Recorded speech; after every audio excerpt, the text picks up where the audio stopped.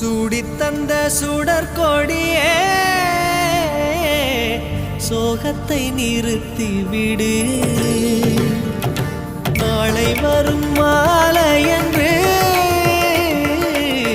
நம்பிக்கை வளர்த்து விடு. நம்பிக்கை வளர்த்து விடு. நம் காதல் ஜோதி கலையும் ஜோதி கலைமகள் மகளே